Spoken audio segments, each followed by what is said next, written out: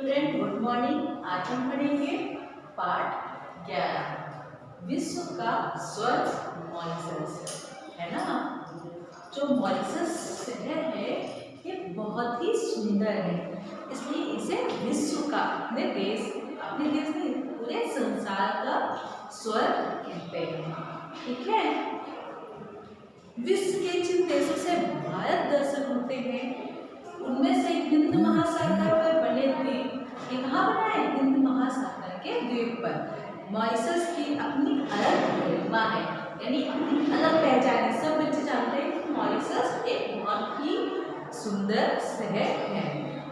भारतीय संस्कृति, सत्ता और परंपराओं को अपने पूर्वजों की धरोहर के रूप में आज भी मॉरिशस वासी अपनी दिनचर्या में सहेजे हुए हैं। यानी यहाँ के जो लोग हैं वो आज भी अपनी परंपराओं को, है ना, दिनचर्या में मतलब प्रयोग करते हैं, यानी अपनी परंपराओं में जीते हैं। तो चलिए आज इस पाठ को पढ़ते हैं। कश्मीर को भारत का स्वर्ग कहा जाता है। सबको पता है ना कि भारत का स्वर्ग क्या है? कश्मीर, है ना। और मॉरिशस को विश्व का, यानी जो अपना भारत है, इंडिया है, इसका स्वर्ग है कश्मीर। और जो विश्व है, संसार, यानी अमेरिका, न्यूजीलैंड, इंग्लैंड, सब देश मिला के उसका स्वर्ग कौन है? विश्व का मॉरिशस। मार्क ट्वेन ने तो स्वर्ग को मॉरिशस की प्रतिकृति कहा है, यानी उसी की ही रूप में है। ठीक है, उसी के जैसा प्रतिकृति कहा है। मॉरिशस समुद्र की गोद में बसा एक द्वीप है जहाँ भारतीय संस्कृति अडिग और सुरक्षित है। जहाँ भारत की संस्कृति कैसी है? अडिग है और सुरक्षित है। भारतीय परिवेश तथा प्राकृतिक सुषमा से संपन्न लघु भारत कहे जाने वाले मॉरिशस की यह मेरी पहली यात्रा थी। यानी ये लेखक की पहली यात्रा मॉरिशस की थी, जो विश्व का स्वर्ग कहा जाता है। मैं एक शिष्टमंडल के साथ मॉरिशस जा रही थी। 3 अगस्त को हवाई यात्रा आरंभ हुई। 3 अगस्त को क्या हुई? हवाई यात्रा, यानी बाई प्लेन वो मॉरिशस गए। उड़ान के दौरान मेरे सहपाठी अनिल जी ने मुझे मॉरिशस के दर्शनीय स्थलों के बारे में बताया। उनके जो मित्र थे उन्होंने कि कहाँ मॉरिशस में क्या क्या चीज़ देखने लायक है, इसके बारे में उन्हें बताया।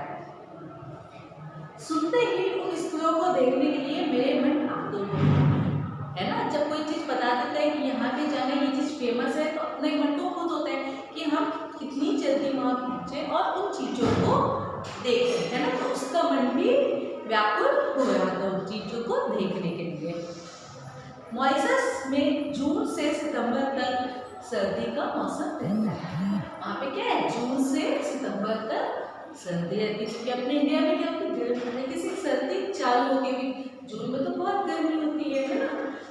मॉरिशस पहुँचते ही सभी यात्रियों ने साल दुशालाएं निकालकर ओढ़ लिए। सबने क्या किया? साल और दुशाला निकाली। जैसे ही ठंडी स्टार्ट होती है हम लोग के सौर निकल आते हैं ना। ये देखिए हम लोगों ने भी निकाल लिया अपने, यहाँ पे भी ठंड चालू हो गई है, तो वहाँ पे मॉरिशस में भी लोग अपने ठंडों में सौर और दुशाला निकालते हैं। विमान से बाहर निकलने पर मॉरिशस की धरती की ठंडक भरी हवा से हमें मौसम का बदलाव महसूस हुआ। जब वहाँ की ठंडी हवा लगी तो हमें समझ में आने लगा कि मौसम में क्या है? बदलाव हो रहे हैं, यानी वहाँ ठंड है। ऐसा लगा जैसे शिमला की घाटियों में आ गए। ठंडक में, है ना, शिमला ही याद आता है, तो उसको ऐसा लगा जैसे शिमला की घाटियों में आ गए। अधिकांश सदस्यों की आवास व्यवस्था मनीषा होटल में थी, क्योंकि कहाँ थी रुकने की व्यवस्था? मनीषा नाम के होटल में। कार चालक विक्रम भारत और मॉरिशस की बातें करते करते गाड़ी को होटल तक ले आया। क्या है? मॉरिशस की बातें करते करते गाड़ी को होटल तक आ गई। रात को 2:30 बज चुके थे। हमने अपनी घड़ी को मॉरिशस के समय के अनुसार 1.5 घंटा पीछे कर दिया। आपको पता है ना कि वहाँ का टाइम पीछे चलता है। उस समय भारत में सुबह 4 बज रहे,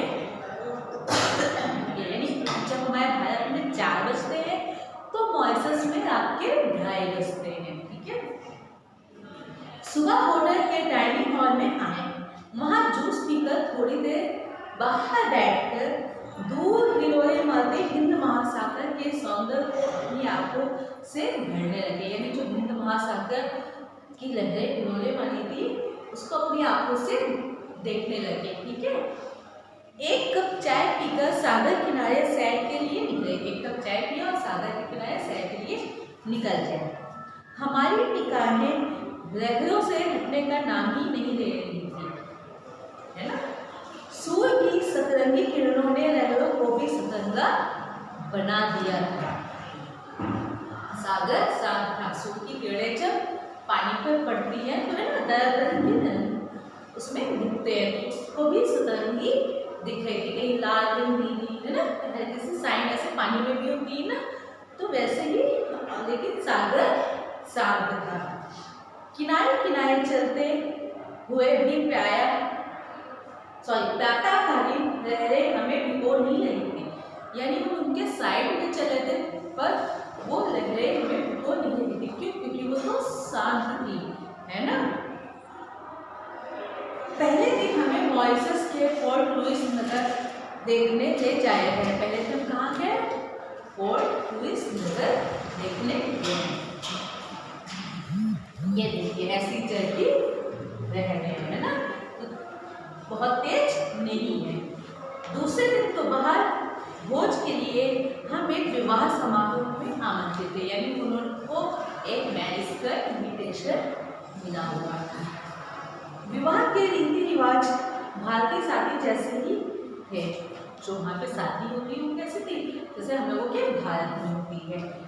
अधिकतर लोग भारत में न रहते हुए भी पूरी तरह भारतीय न रहे थे। उनका पहनावा खान पान सब भारतीय, यानी वहाँ के लोग कैसे, जैसे हम लोग इंडियन लोग रहते हैं वैसे ही उनका पहनावा है और वैसे ही उनका खान पान है। थोड़ी देर में लड़की की माँ और मौसी हमारे पास आई। दोनों ने हाथ जोड़कर हमारा हार्दिक स्वागत किया, है ना। लड़की की माँ बोली, हम धन्य हो गए आप लोगों के रूप में हमारे पूर्वज की मानो भारत की धरती से इस नवविवाहित जोड़े को आशीर्वाद देने आए हैं। उन्होंने क्या कहा कि हम धन्य हो गए, हमें ऐसा लग रहा है जैसे भारत से हमारे पूर्वज आए हुए हैं हमारे नवविवाहित जोड़े को आशीर्वाद देने के। भारत से आए हुए थे। आत्मीयता से भरी उनकी गदगद वाणी ने हमें भी भावुक कर दिया। मॉरिशस देश की भूमि में आत्मा भारत की है, तभी तो इसे लघु भारत कहा गया है। यानी मॉरिशस को क्या कहा जाता है? लघु भारत, क्योंकि वहाँ पे जो पहनावा है, खान पान है, बोलचाल है, वो हम भारतीयों की तरह ही है। ठीक है। अगले दिन हम अप्रवासी घाट देखने गए। अप्रवासी घाट वह स्थल है जहाँ भारत सहित कई देशों से अनेक लोग बंधुआ मजदूर बनकर लाए गए थे, है ना। भारत से अन्य देशों से लोग बंधुआ मजदूर बना के लाए गए थे, उनको बसा दिए गए, वही अप्रवासी घाट हो गया। सबसे पहले वह इसी स्थल पर उतरे थे। जैसे ही बड़े गेट से हमने अंदर प्रवेश किया, सामने पत्थर की दीवार थी जिस पर कुछ अप्रवासियों के चित्र और उनका पूरा इतिहास लिखा हुआ था। क्या था? उनका चित्र छपा हुआ था दीवार पे और उनके बारे में पूरा इतिहास की, कहाँ से आए, कैसे आए, है ना, उनकी पूरी हिस्ट्री लिखी हुई थी। इस घाट पर छोटे बड़े अनेक पोत खड़े रहते हैं। ऐसे ही किसी समुद्री जहाज में ढेर पकड़ियों की तरह ढूंढकर लाए गए भारतीय लोग इस धरती पर उतारे गए होंगे। यानी उनको कई देशों से पकड़ के ला के यहाँ पे उतारा गया था। मॉरिशस वासियों के लिए अप्रवासी घाट एक ऐतिहासिक स्थल ही नहीं वह एक पवित्र तीर्थ स्थल भी है जहाँ उनके पूर्वज उतरे थे। उनके पत्र चिन्ह आज भी सुरक्षित रखे हैं। यानी जो मॉरिशस में बसे हैं उनके विभिन्न देशों से लाए हुए व्यक्ति हैं और उनको वहाँ पे बसाया गया है। तो वो स्थान क्या है? उनके पूर्वज, और उसी से आबादी बनती थी और मॉरिशस में लोग होते गए हैं ना। मॉरिशस में कोई पहले नहीं था, वो सब बाहर से लाए हुए इंसानों के ही आगे की पीढ़ियाँ हैं। ठीक है। तो वो उस स्थान को जहाँ पे उनके पूर्वज लाए गए थे उसको वो क्या है? एक पवित्र तीर्थ स्थल मानते हैं। मॉरिशस का सबसे बड़ा त्योहार शिवरात्रि है। शिवरात्रि अपने यहाँ भी मनाया जाता है। उस दिन मॉरिशस वासी गंगा तालाब तक नंगे पैर पैदल चलकर आते हैं। सभी धर्मावलंबी श्रद्धा सुमन चढ़ाते हैं, यानी उनमें पुष्पमाला फूल वगैरह चढ़ाते हैं। गंगा तालाब का जल अत्यंत स्वच्छ और ताजा है। गंगा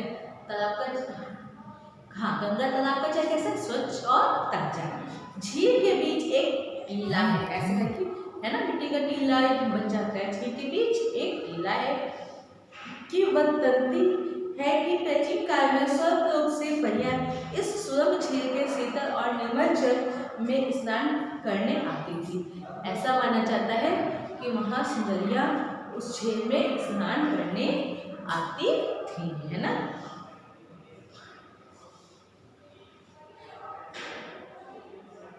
परियां आती थी, ठीक है। यहाँ वे नृत्य और विविध जल क्रीड़ाएं करती थी। यहाँ वे नृत्य करती थी और जल क्रीड़ाएं यानी उस जल में खेलती थी। ऐसा कहते हैं कि इस झील की खोज एक भारतीय ने ही की थी। उन्होंने इस झील का नाम परी तालाब रखा था, क्योंकि वहाँ परियां आती थी, है ना। जब इस तालाब में भारत से गंगा जल लाकर प्रवाहित किया गया, तब इसे गंगा तालाब या गंगा ताल के नाम से भी पुकारा जाएगा। जब भारत की गंगा का जल वहाँ पे प्रवाहित किया गया, तो उसे गंगा तालाब या गंगा ताल कह के पुकारा जाने लगा, ठीक है बच्चों। गंगा तालाब के बाद हम लोग रोचेस्टर फॉल्स देखने गए। उसका प्राकृतिक सौंदर्य देखते ही बनता था। चारों तरफ हरियाली ही हरियाली, पहाड़ी पर हरियाली, उसके पीछे हरियाली, नीचे धरती पर हरियाली। हरियाली पर पड़ती धूप इंद्रधनुषी सौंदर्य घेर थी। हम इस जलप्रपात तक सूर्यास्त के समय पहुंचे। कब पहुंचे थे? जब सूर्य डूब रहा था, सूर्यास्त के समय। हमने मॉरिशस में 7 रंगों की मिट्टी वाली अद्भुत जमीन देखी। ऐसा कहा जाता है कि लाखों वर्ष पूर्व कोई ज्वालामुखी फटा था, तब चारों तरफ आग ही आग फैलने से वहाँ की जमीन की मिट्टी अनेक रंगों की हो गई थी। वैज्ञानिकों के मत में यहाँ की मिट्टी में नीले हो सकते हैं। रसायनों की मदद से आज भी इस मिट्टी का मूल रंग रूप सुरक्षित है। वैज्ञानिकों की मदद से आज भी क्या है, इस मिट्टियों का रूप और रंग जो ओरिजिनल था आज भी वैसा ही है। यहीं पास में एक कछुआ पार्क है ना। कछुआ तो सब लोग जानते हैं ना, टॉर्टोइस। इसके चारों ओर ऊंची दीवार है। अनेक विशाल कछुए अपने अंगों को समेटे निस्तीम पड़े रहते हैं। कछुए क्या होते हैं, अपने हाथ पैर को अपने कवच के अंदर ऐसे छुपा लेते हैं। तो बहुत से कछुए ये देखिए है ना, ऐसे छुपा के अंदर पड़े रहते हैं। उन्हें देखकर किसी को भी उनके चट्टान होने का भय हो सकता है। क्या कि वो एक चट्टान है, उनका कलर ऐसा होता है जो चट्टान के अंदर होता है। केवल देखने में ही नहीं, हाथ से छू लेने पर भी वे पत्थर ही लगते हैं। ऐसा लगता है कि वो पत्थर है, चट्टान है ना, वो कछुए नहीं। जबकि वो क्या है, कछुए रहते हैं। वो बड़े हो जाते हैं तो वो चट्टान जैसे लगने लगते हैं। हमने मुड़िया पहाड़ भी देखा। उसे दूर से देखने पर ऐसा प्रतीत होता है जैसे उसके शीर्ष पर कोई आदमी बैठा है। शीर्ष यानी ऊंची चोटी पर ऐसा लगता है कि कोई आदमी वहां बैठा है। आदमी के सिर जैसा दिखने के कारण इसे मुड़िया पहाड़ कहा जाता है। ऐसा लगता है उस सर के दिखने के कारण ही इसे मुड़िया पहाड़ यानी मुड़िया है ना, मुंडिया ऐसे मुंडी कहते हैं ना, मुंडी है ना, तो उसको मुड़िया पहाड़ कहा जाता है। हमने बोटैनिकल गार्डन भी देखा। इतना खूबसूरत उद्यान हमने अब से पहले कभी नहीं देखा था। बहुत ही सुंदर उद्यान यानी बगीचा, बाग बगीचा, ठीक है, जहाँ फूल पौधे लगे होते हैं। अंदर प्रवेश करते ही दोनों ऊंचे ऊंचे वृक्ष और चारों ओर हरियाली ही हरियाली थी। प्रवेश द्वार को पार कर हम लिली के तालाब पर गए। लिली का फूल होता है, ठीक है, उसका तालाब में ही होता है। रंग बिरंगी छोटी छोटी खिली हुई लिली कमल की भांति लग रही थी। जो लिली का फूल होता है वो कह सकते हैं कमल की तरह है ना, लेकिन वो लिली तालाब में ही होता है, कमल भी तालाब में ही होता है।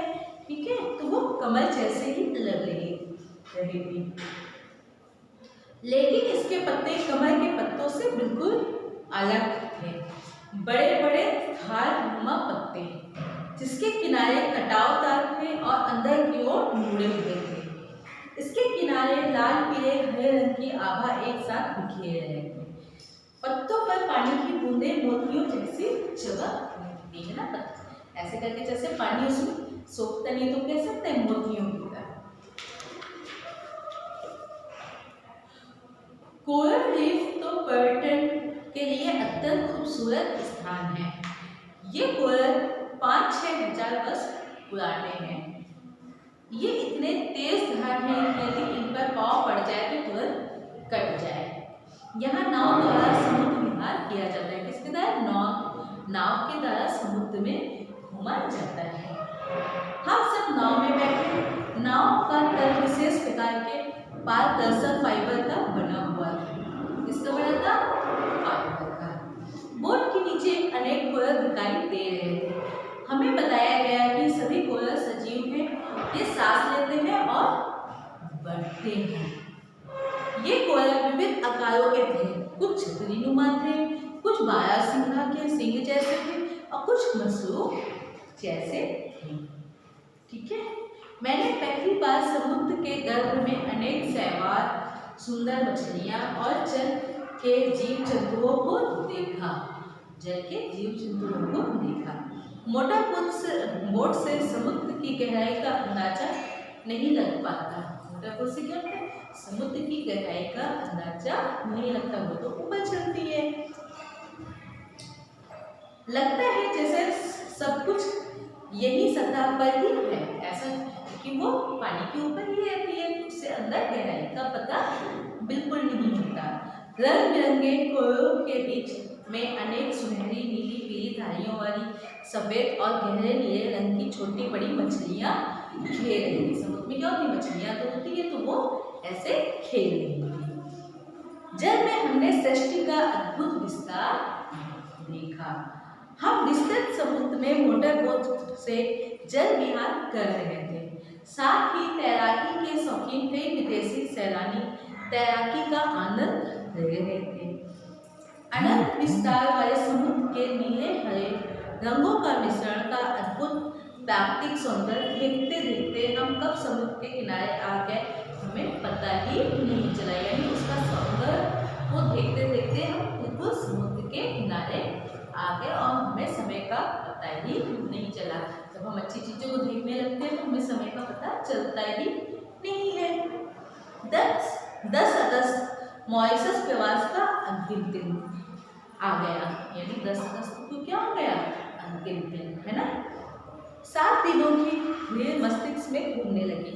अपना भारत देश, अपनी धरती, अपना घर सभी आंखों के आगे तैरने लगे। विमान की उड़ान के साथ मन में भी उड़ान भरी और हम आ पहुंचे अपने देश और अपने परिवार के बीच। यानी लेखक की यात्रा कंप्लीट हो गई। अब वो वापस अपने देश और अपने घर, अपने परिवार के बीच में आ गए। ओके स्टूडेंट्स, तो चलिए आज इस चैप्टर को आप पढ़िएगा और इसके क्वेश्चन आंसर करना है।